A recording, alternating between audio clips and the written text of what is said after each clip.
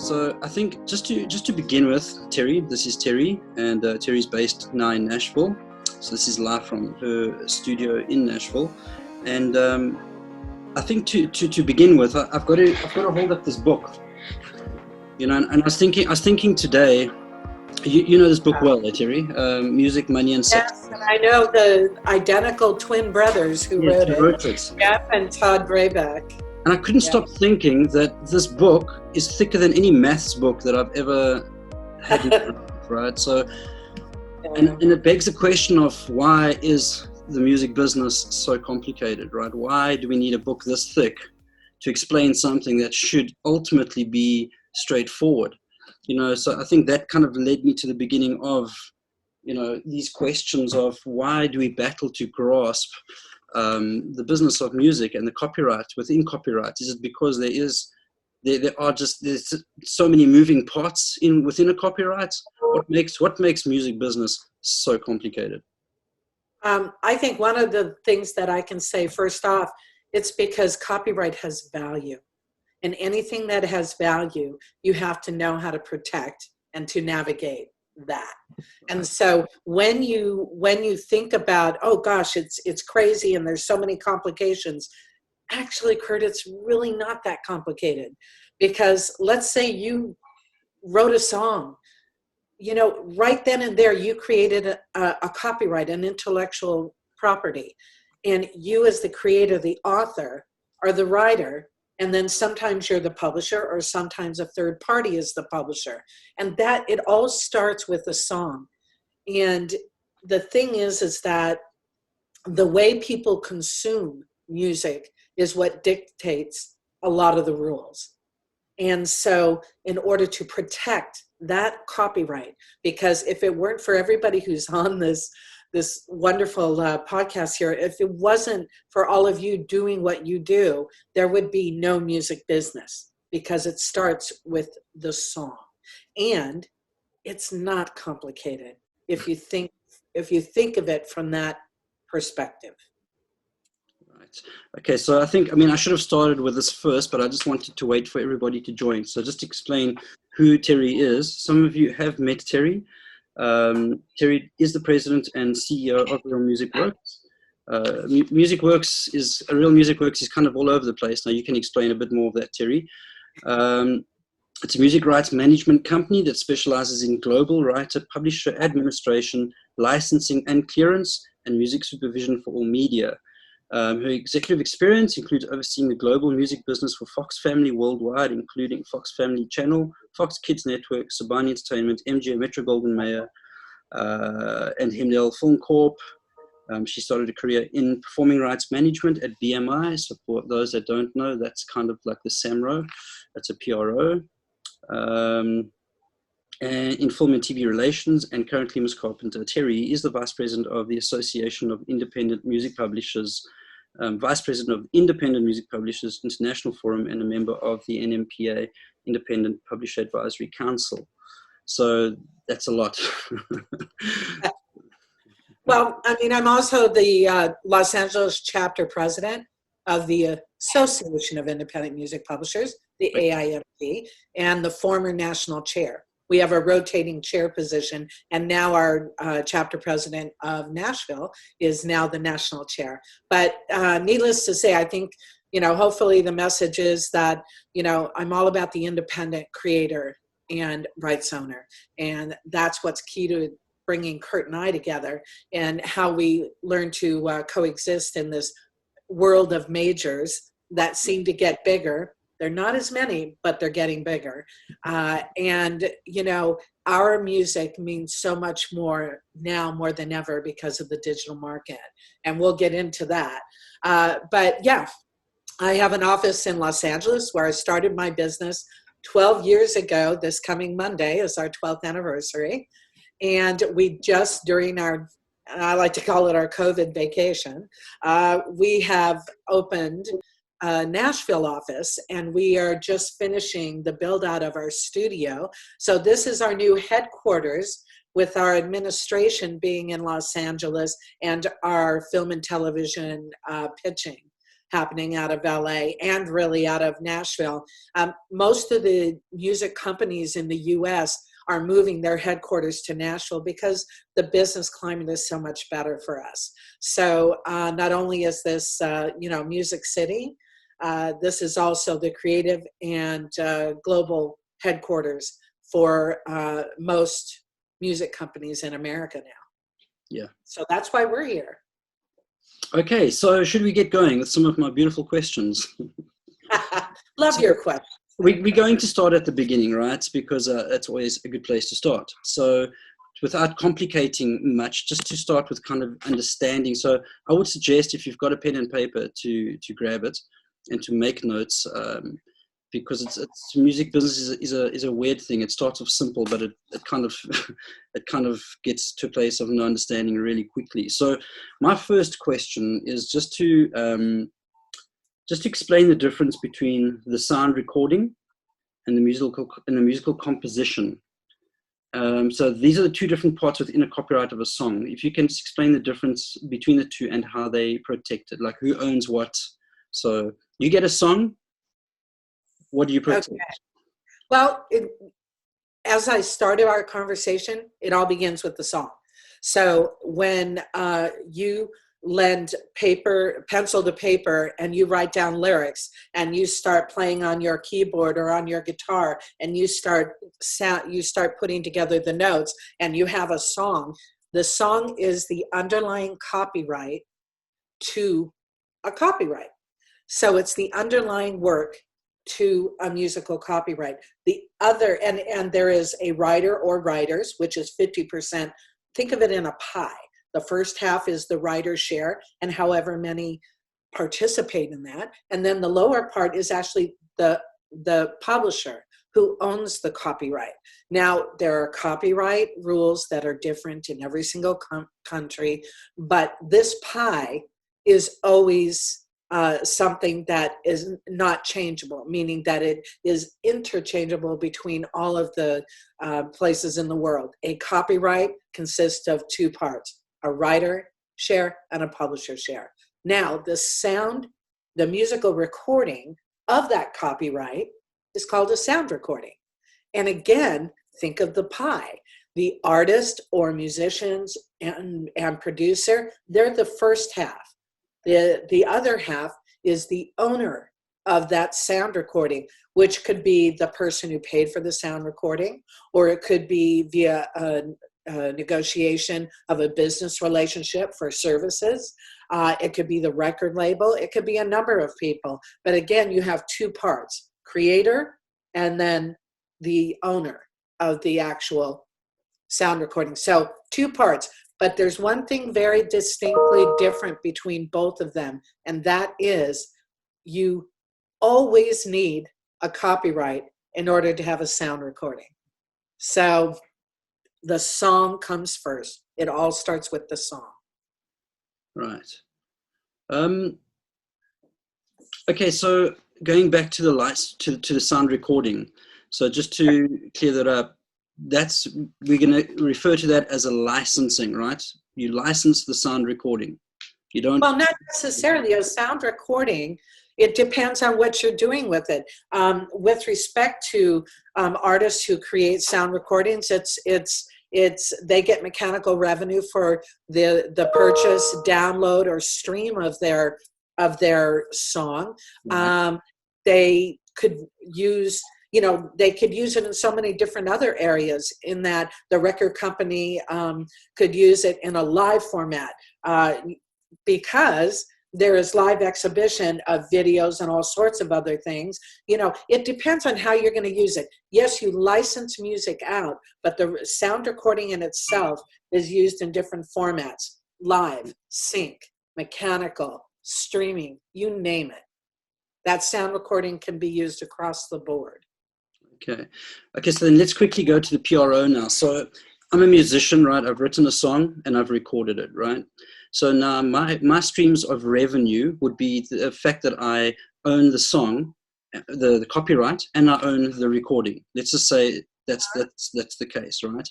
And I say to you, for whatever reason, here's the sound recording and here's the publishing, right? So you take control of that and I'm left with my copyright. So when you're collecting revenue on music, you're collecting in 3 areas, if I'm correct. I'm talking about like the lower level. So it will be, you collect on on the master rights, you collect on the publishing, and then you collect on the performance royalties, correct?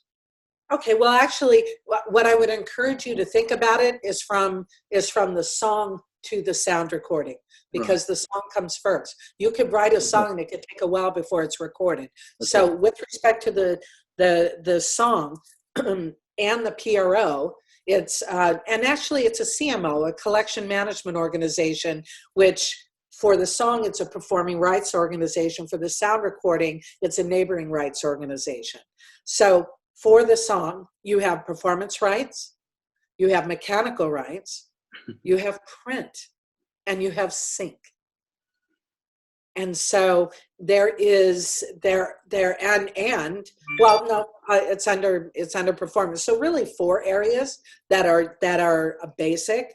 Again, performance, mechanical, print, and sync. And on the sound recording side, you also have performance. There isn't mechanical. There are artists, producer, engineer, musicians. You have a percentage of the sale and exhibition or exploitation of that music via the owner, which is, a record label or a production company or an individual who's paid or another company you've engaged for services. There are varying ways that you get paid on the creative side. Yeah. And then, the other thing is in today's market, many of our artists are making their own videos and that in itself has an additional right called a secondary right. And the reason I'm throwing that in is because it is such a big deal right now. It is something that artists are using to get their brand out there. And by the way, you earn royalties when you belong to a secondary rights society or you have a representative that can collect that for you and register your works. So this is like this is a 4th type because it's performance, mechanical, neighboring, and secondary. Okay. And print. And print, yeah. I learned about that today. Print is still a thing. It's digital, and when one of the things that's really interesting, I just have to tell you, in America, one of the things that we're finally seeing revenue from as creators of music is at schools. For marching bands and for, show choirs and all. We weren't seeing the kind of revenue that we're seeing now because there's now a new collective here called Trisona. There's a couple of companies that are doing it, but they are the leaders in it, which are making sure that every single stitch of music that is being utilized by any of these performance clubs and organizations within high school, junior high school, and college, that we're getting that revenue. And our take on that has been about, $300 to $350 a license. Can you imagine how many licenses are out there? And that's the law in the United States. I'm sure it's even stronger outside the United States for uses like that, especially where there's so much cultural money going toward music. But that just gives you an idea of, there's so much revenue out there to explore. Yeah. And also, if it's not a popular song, it doesn't matter because a lot of these schools and musical organizations are finding music online of all of these independent artists. And so it's a very cool part of what we're seeing right now, and it's unexpected money. And when you get 10 licenses and you're looking at over $3,000, you're like, wow, just for somebody to march up and down a field during halftime. It's great. Yeah. Yeah. It's great. Yeah. So we're going to get to digital in a second, but before we get, so let's say you get a call for a song, and I'm talking specifically about sync now, and the brief says it's $1,000 all in. Could you break that down? Who gets what, and what is how does the copyright owner go about collecting from? I'm talking specifically now from his performance royalties from a BMI. How would that money work? So how would the breakdown of the 1,000 work? Yeah, it's a two-part question you're asking. Two-part question, yeah, correct. Sync happens to be the only medium where we're in a willing buyer, willing seller type of marketplace. So we really can negotiate the terms of the deal with the user of that music. And sync means that it's music that is being synchronized to an audiovisual work. And there are two parts to a sync. There's the underlying copyright, the song, and then the sound recording. You don't always need both for a sync license, because sometimes copyright owner or content creators will do their own recording of a song, so they only need to clear the song part of the synchronization. So that we often, the way that we in Hollywood, the way that we determine the difference is a synchronization usually speaks to the underlying copyright, and master use is the sound recording. And when you have both of them together, it's a synchronization of song and master. Okay, because you don't always have them together. Right. But in this case, let's say that the master is also included in this single license, sync and master. The industry standard is that $1,000 would be split in half. 500 goes to the master, 500 goes to the underlying copyright, the song.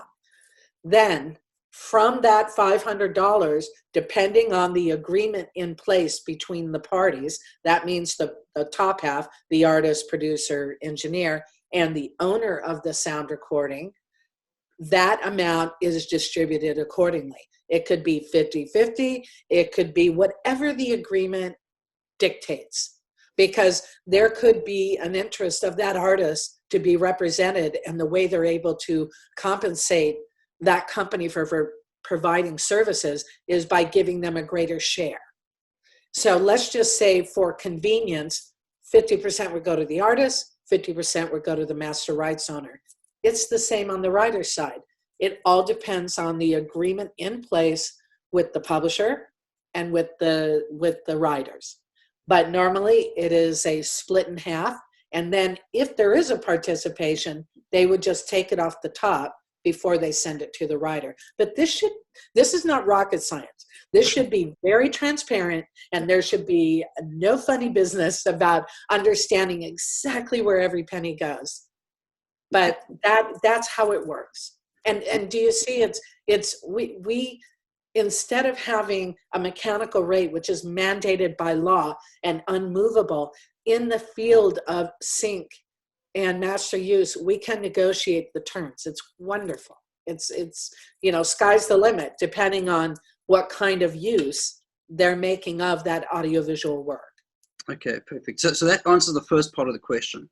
The Yes. second part of the question is, now this show that the music has been sunk to, if I can use the term, I don't know what the word would be. No, it's synchronized. It's synchronized to an audiovisual work. In a work, and it's now being performed on television, right? On a cable television. How is the money generated then, and how is it collected? So okay, PROs are the company that is, their sole job is to take from users of music and pay creators of music. With respect to film and television, what they need from the creators of music is for them to register the songs and to have a cue sheet filed with respect to that musical copyright in that film. Because what they do is they tie the registration of the single song to the cue sheet so they know it's being performed. And as the Performing Rights Society is able to confirm each performance by information from the user, which could be the network or a production company or whatever entity that is responsible for the reporting to the PRO, they are able to garner how many different performances, and they pay out via an economic system. Some societies are very open to how they calculate this. Other societies aren't. And so you look at, let's say in America as an example, so you understand timeline. First quarter 2021 will be paid in third quarter 2021 for television. Yeah, now, amazing. yeah, it's fast. It's fast. And BMI just added another payment. So instead of 4 a year, they're doing 5 a year. Okay, and it's amazing. And this is their domestic and international. So it's pretty awesome. Yeah. I will say that, you know, and I know this sounds so simple, but if your works are not registered, you will not get paid. And if they're not registered correctly, you will not get paid. So it's kind of hard when you're a creator and that's your job. It really benefits you to have a good partner that can help you walk through this. You should always understand who's doing what for you, meaning what is the process. So I'm really glad you asked that question. I know it sounds very simple, but what happens, you know, is you've got the song, you register the song. The music cue sheet is usually filed by the production company, but oftentimes the composers are asked to compile that, and then it is approved by the production company and then filed. But after that's done, depending on the society's protocol about when they report, you will have the performance of that cue sheet of that show tagged to your song, and then you get paid. And the rights are very different. Terrestrial television, your main, you know, a few stations. In America, it's ABC, NBC, CBS, Fox. You get paid a higher rate for performances on those stations. Cable, somewhat less. And it used to be a big difference. Now it's a smaller difference because now digital has become the new cable, if you will. And that goes from dollars and cents to micro pennies. We're going to get to digital in a second. We'll definitely. Yeah. Sorry, it's hard to have a conversation about music without even thinking, you know. Yeah. I mean, straight, like you said, I think, you know, in essence, it is basic, but so touch on metadata if we can for a second, because I think it's something as musicians, speaking for myself, we never thought was very important, the metadata within the music. So I don't know if you can just touch on that for a second, just how important it is to look after your creations. Well, it actually, when you sit down to create and you are not alone, you should have an agreement signed by all present as to who gets what, meaning what the shares are in the song. And you should also not only be a member of a performing rights society, you should also be a member of a mechanical rights society, because they are two different rights that are payable globally, except in the US. We don't have the same performance broadcast mechanical that you do outside the US. And I know this is getting into the weeds a little bit, but in basic, what I'm trying to say is regarding metadata, it starts with you.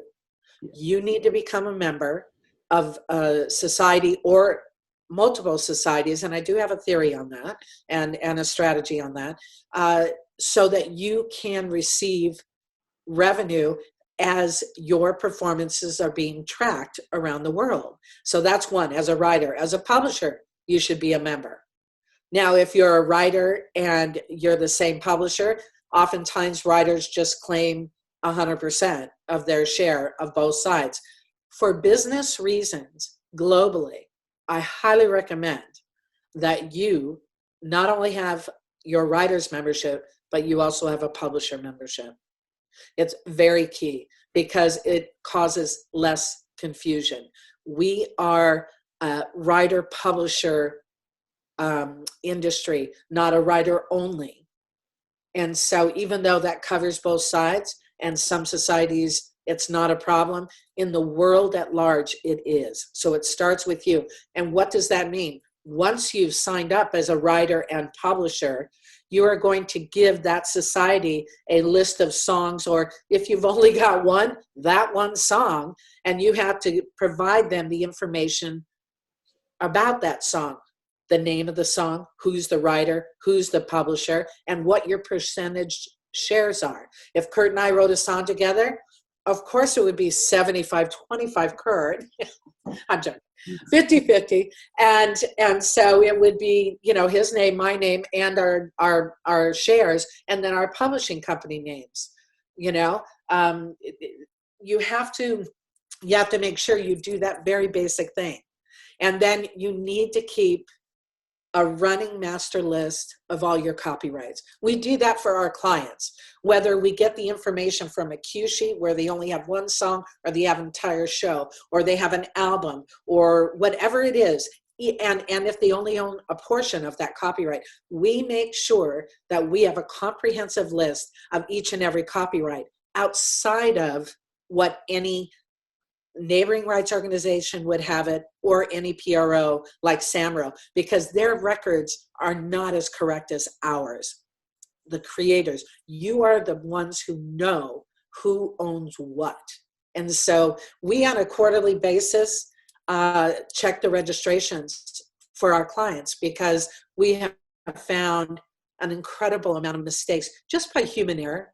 Nothing nefarious, just human error. So it starts, metadata is just that. What is your writer publisher share of a song, and naming what that is and keeping track of that. I just want to put a quick little story in here that's just happened to me. I've recently worked on a TV show, and what happened was a lot of the music was sent to the editor via WhatsApp, and WhatsApp changes the file. It changes what the file is. So the file goes into the TV show, and when I print the cue sheet info out of Pro Tools, out of my DAW, it just calls it WhatsApp, and all the metadata, all the information of the song is gone. And then that goes off to to the production company. Now they got to fill in cue sheets, and guess what's on the cue sheet? WhatsApp. That's it. No name, no duration, no information. It gives you the duration of the track, but that's it. There's no information about the song. And I think people that are having music synchronized need to be aware of that, and they need to make producers and the people that aren't aware of that aware of that. As soon as you turn it into a certain file type, the information just disappears. They shouldn't obviously be synchronizing WhatsApp file formats into television shows, but it happens.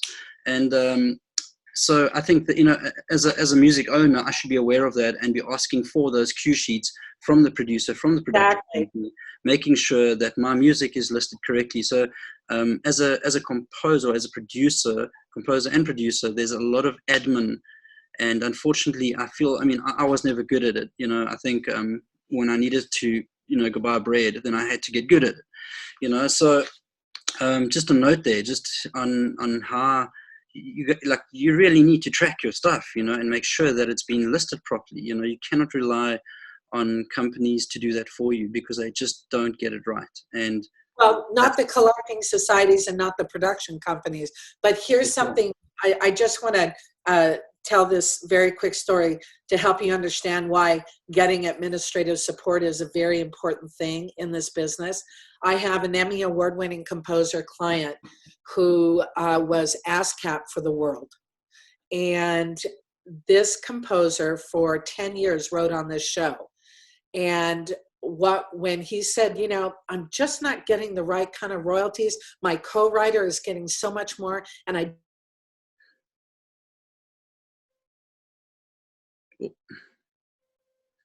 looks like we've lost Teri there for a second.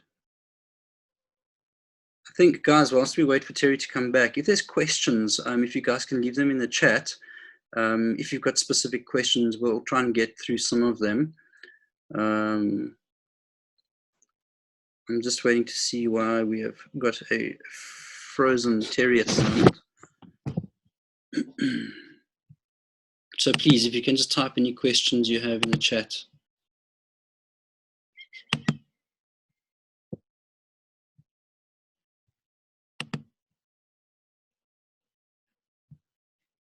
Just gonna give it a second there. Okay, she'll probably dial back in a second. You guys give me a thumbs up. Is this good stuff? Are you guys learning anything? Good, one thumb up. Timon. Marissa, Timothy, great stuff.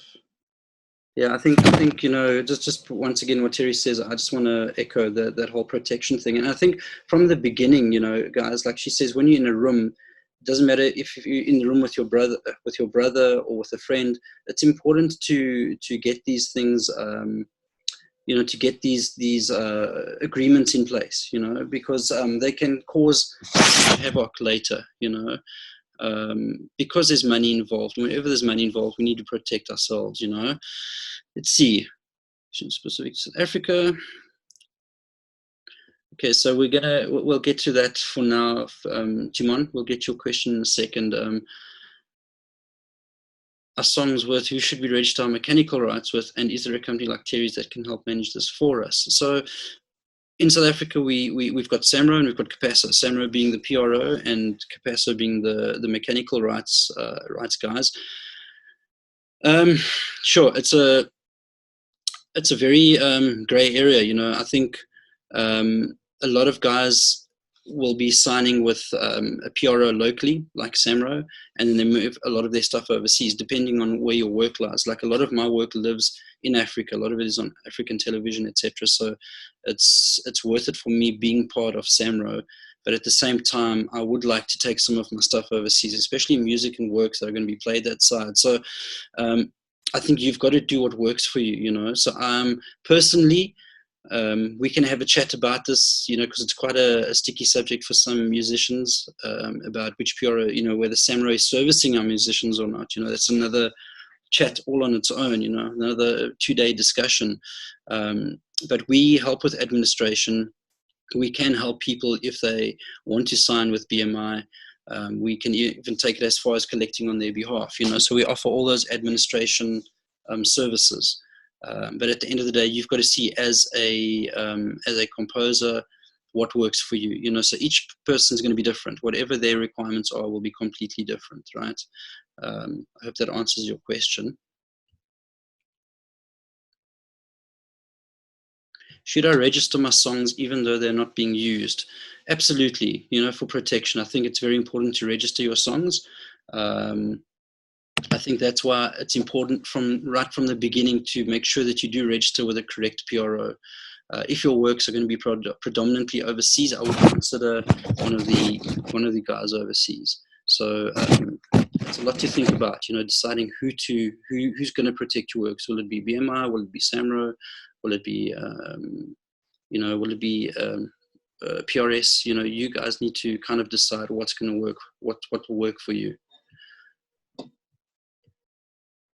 So there's good advice, and that's, so John's saying, yeah, I received good advice to register SAMRO for South Africa, for South African collection, and BMI for world. So that's something that we suggest as well. That we can ask Teri about as well, because once again, and there it's mentioned, you know, PRS and mechanicals, BMI. So America doesn't have a mechanical collection society where that is a law in South Africa. So Boomer Stemra or Solcan do have those partners for mechanical royalty collection. Teri's back, but she needs you to let her back in. There we go.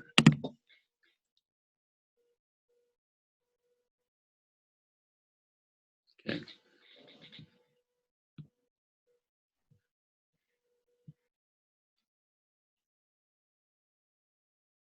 Just giving Teri a second.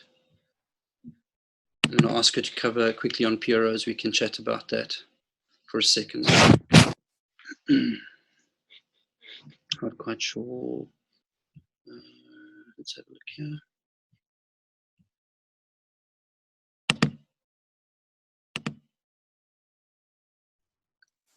There we go. I was waiting for you to unmute me. Yeah. Hello. There we go. I'm so sorry, you guys. I do not know what happened. You were just saying some things in your absence. I've got questions, and all the questions kind of are going along the same vein. So I just want you to give your 2 cents worth, because I know it will be unbiased. we're just talking PROs quickly. So your suggestion now with PROs, so we're not talking mechanical, with mechanical, let's include both. What is your suggestion with, first of all, if I've got 20 songs that aren't protected, should I register them straight away, right? And second part of the question is, who do I register them with? Who do I go and sign with? Well, you know what? I know that most of you are from South Africa, and you're more than likely with SAMRO. And, I don't want to say do not be a part of your local society, but if you're unhappy, I can tell you that the alternative I would recommend is to be a member of one of the 3 U.S. societies, BMI, ASCAP, or CSAC. CSAC's more, it's an invitational, so ASCAP or BMI, and we talked about that, right, Kurt?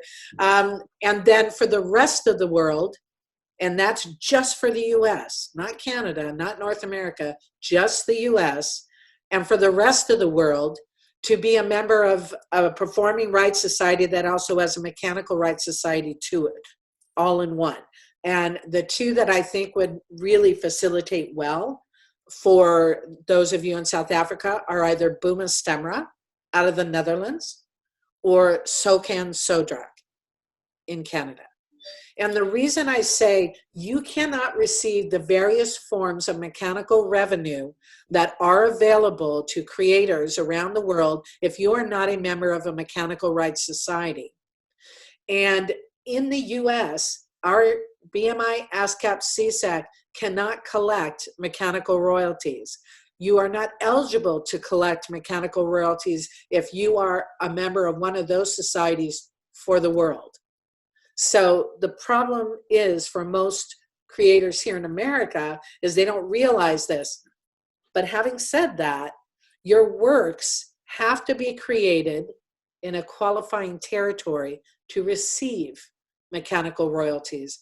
And I will say that all of you are very fortunate because you live in a territory that allows you. And yet, the manager from Bye Bye Benico, I agree with you. I am a direct member of Boma Stemra. I think they're great. And they really have got their stuff together. But, so does Socan Sodrak. Yeah. So, and both of them speak English, which is helpful. Yeah. One of them speaks Dutch and French, and the other one French. So I'm thinking between the languages that make sense with all of you creators in South Africa, you'll be able to read whatever it is you need to read on their websites, in their communications, on their statements, everything. Cool. Can I ask? Sorry. Go on. Can I just touch on that? Just to explain, maybe you can just touch on this, that in the old days when there were tapes or CDs, it's easy to... Oh, yeah. Where did the... You understand mechanicals to be on a per unit purchase basis if it was a record or a 45 or a download or anything of that nature. But there's also something called a broadcast mechanical. And a broadcast mechanical came about when stations, radio stations, film and TV, or TV stations, and film houses had to make a copy of the AV content and run it over to the next station so that it could be played. That's called a mechanical transcription. And because of that, there is a performance, if you will, in the creating of that copy for public exhibition. This still happens in the digital realm. It still happens. And globally, many of the countries around the world honor that right. And so I'll give you an example. It's called a broadcast mechanical, a performance mechanical. And so let's say you get €100 for a song that aired on radio. Anywhere between 20 to 40% additional payment will be made as a broadcast mechanical because it is a performance of your song and it is reproduced, digitally reproduced, for exploitation on all of the channels within a given group or host of companies. And so the situation is you have to be a member of a mechanical rights society in order to qualify for that. And you also have to be in a qualifying territory. Right. Let me check the box for you guys on both accounts. That's a good thing. I think a lot of people, a lot of musicians in South Africa don't realize that there's money for them waiting at Capasso. That's definitely, we're always shouting at Samro and kind of demanding our royalties, but at the same time, you guys need to check Capasso out, because generally, if you are having works that are being performed across radio stations and television, there's money for you at Capasso too, correct? Oh yeah, absolutely. And that's if you're a member, right? So yeah. Yeah. Well, if you aren't a member, surely they're still paying the money to them. No, they aren't. You have to be a member of a mechanical rights society in order to get the money. No, to get the money, but pay. Yeah. Oh yeah. They're sitting on that black box money, or depending on their rules, they're paying it out on a periodic basis, so the fund gets depleted, so they say. Yeah. I'm just going to quickly look here. Just the last question. Will those be able to track if your songs are on local SA TV and film? So we've got, I don't know what you guys use in the States. We've got Radio Monitor in South Africa. They've kind of just moved in a big way. And obviously they can track songs. It's just a question that's been asked, Radio Monitor is kind of the latest one being used in South Africa. It's the only one I think that has the backing to do it at the moment. So they've actually got a partnership with Sam Rain trying to help locate music. So for the guys, Radio Monitor is the one to get hold of if you want to find some sort of monitoring of television and radio in South Africa at the moment. Those are the guys that I would speak to. It costs money to get that tracking information, so you have to know, when it's proper to be able to pull that trigger. Otherwise, we have public sources. Right. And utilizing the society's own information, which should be public to us, we can find out from the sales and distribution what territories, what licensees, and then how frequently we should see within a given period the broadcast of any type of music, whether it be in radio or television and film. There are ways to do that, and that's your administrator should be very savvy, and it's different for every single territory. I'll give you an example. In Italy, they are 18 months behind in reporting for broadcasting. They have never improved that. Yeah. So we have to look at broadcast from a year and a half. Yeah. Yeah, so it's crazy. It's crazy. And then I said, like in BMI, it used to be first quarter was paid in fourth quarter. Now it's paid in third quarter. They're getting even faster. Yeah, I just want to quickly reply to this. Who specifically? And John Bartman asked if you and I together run the company Group Claim. Yes, we do. It is an equal partnership between Blue Noise Productions and Real Music Works. Correct. Yeah, that's our baby. It is our baby. It's taken us a while to get this set up. Can you say, okay, I'm sorry. I did not say, what is it? Group Claim? Yeah. I'm Swedish by lineage, not Dutch. So I know I suck. Sorry. Okay, so we've got a little bit of time. They're having fun with me.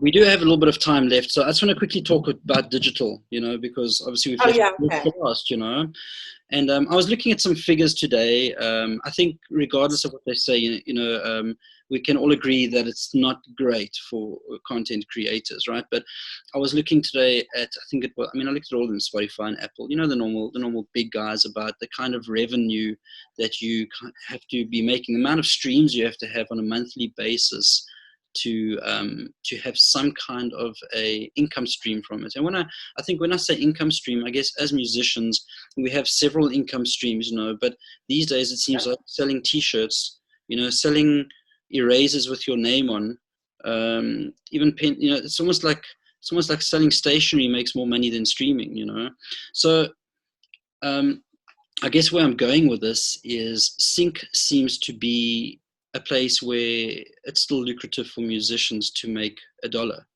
as where digital and digital streaming your songs, it's yeah, I mean, it's difficult to turn that into any form of an income stream. So what is your thoughts on that, on digitalization? Well, first of all, I'm going to tell you that within this industry, you need to have multiple sources of revenue. So the fact that merchandising is very important to your brand, it's key. You need it because there isn't anybody who lives on just one form of revenue. You have performance revenue, you have mechanical revenue, you have sync revenue, you have print revenue, you have live performance revenue. Right there, 5 basic revenue streams that you need to capitalize on. Now, with respect to digital things, there is a reformation happening in this sector. And I can point directly to what happened on Monday of this week when $424 million was paid by the top DSPs, digital service providers, to the Mechanical Licensing Collective in the U.S., just for the U.S. black box money that's unmatched. And it is our laws that brought this to happen. The Music Modernization Act brought into alignment 3 very key components. One is the digital collection, having a central collective to collect that instead of it being all man for themselves, which has kind of been the way America is, but it can't, not in the digital space. You can't do that. You've got to have that one place where you as a user can go and license the music for your platform, and you as an owner can get paid for that. Now, right now, it's only for digital performance, and it's not for download, synchronization, or any other use. It's very, very narrow, the use right now. We're talking about streaming specifically. Correct. Right. Correct. And so, and you are not mandated to go through the Mechanical Licensing Collective, and neither are the DSPs.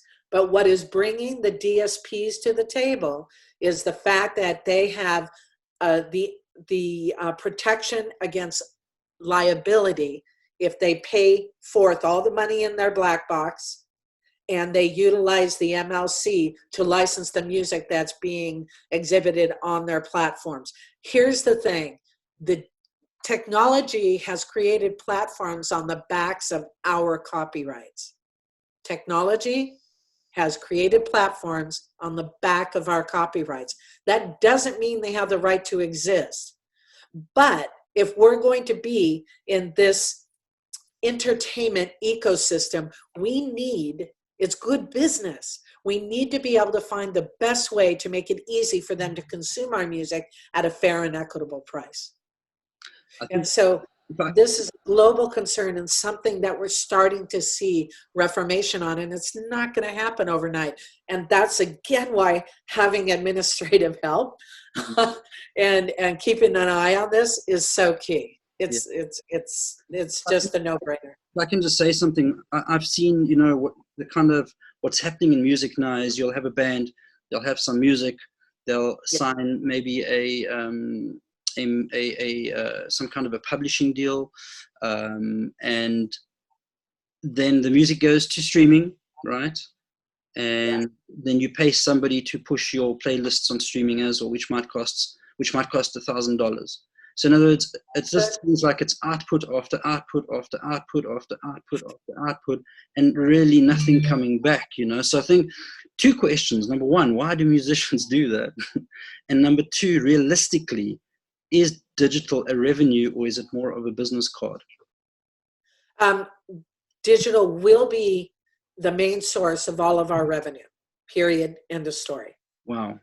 Technology is not going to turn around and go backwards. Okay. What is the most prolific way of earning money on these different formats, digital and terrestrial and cable, is audiovisual. Money earned from audiovisual, synchronization and performance. Right now it's king. It remains king. And there are real dollars and cents, not micro pennies, attached to most of that ecosystem in our industry. So that's a good thing. And we are experiencing a trend from one medium to another, and it hurts. But I will tell you that, and I think this is going to go toward our future podcast, because we are going to be presenting a study that was released by the IMPF, of which I'm executive VP of, that will tell you what is happening with independent music and how we are making gains across the board. It's kind of hard to do it all in one, podcast like this, but I really can't wait to show you what those statistics are on a global basis. Say that 10 times fast, right? Statistics. This is really something that I think you should be encouraged, and there are ways to make money. But I, as a business person, do not rely on a single source of revenue. I rely on a multi-source of revenue. You, as a creator, need to do the same. And so, Kurt, it is about merchandising. It's about sync. It's about performance. Performance through broadcast, live performance, mechanical, streaming, you name it. And there are ways to make that happen. And I have to tell you, I think it's the creatives like there are here today that are the innovators in making that happen. Think of it as an opportunity, not a drawback. Think of it as an option, a big option, to be able to have the entire world know who you are. Yeah, I think obviously we're going to end now, and today we've obviously touched on just the basics of publishing, and I think maybe next time we can look at the pitch process. Next time we talk, we can do that.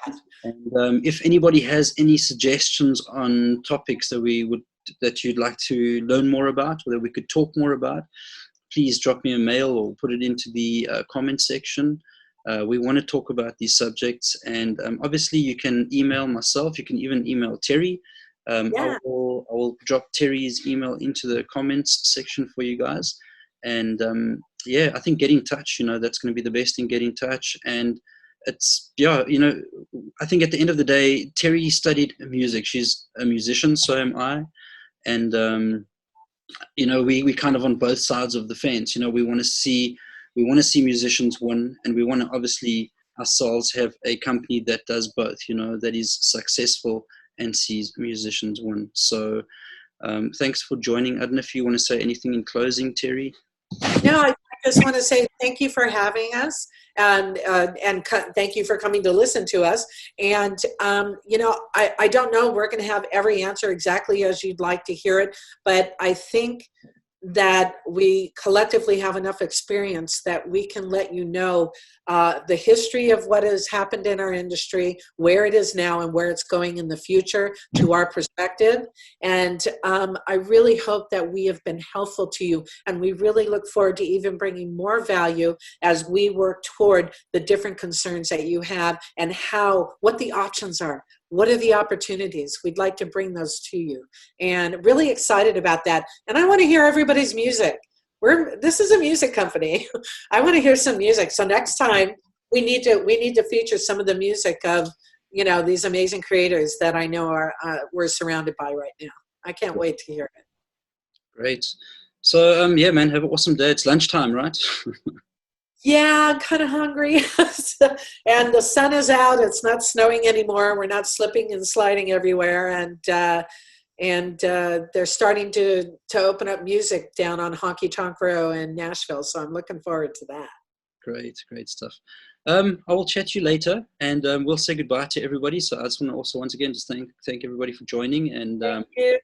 We will definitely do this soon again, and I'll put the invite out to you guys. And next time, I would even love to touch some live music discussions with you and bring some guys that run live festivals and stuff. I think it'll also be a great chat, just to talk around, you know, how music is protected at that, or like you said, a marching band, you know, like who's paying that money, you know, how, you know, how does it work, you know? So I think it'll be great just to talk around these things and make people aware, especially musicians, of all these income streams, you know, and like you said, merchandise yourself, right? Get a cap, put your name on it, you know? Yeah. You are, and by the way, you are your best advocate. Yeah. You're going to do more for yourself than anybody on the planet. Serious. We can do a lot for you as a company if you're being administrated or supported by us in any way creatively, but you yourself are your best advocate. Yep. So, you know, think about it. You matter, and your gift, because that's what it is. Your gift has value, and wear it loud and proud. I think it's great. Yeah. Okay, I'd love to just stay and chat. Yep, got to get to work. So it's just so much fun talking about these things, you know, because you know what, when you speak about it, there's like a glimpse of hope, you know, that you know, like we can do this, you know, we can actually make a living off our art, you know, and I think that's the thing we want to tell guys, that it is possible, you know. We need to work hard, obviously, but it is possible, you know.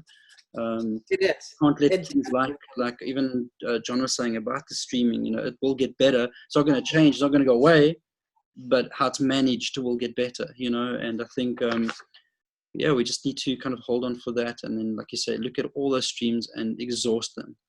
So thank you so much. And thank you. Enjoy your lunch, and we'll chat soon. So guys, to everybody, thanks for joining. And good evening. Enjoy your evening. Bye. And once See again, you later. We will do this again. All right, so I'm out. See you later. I am too.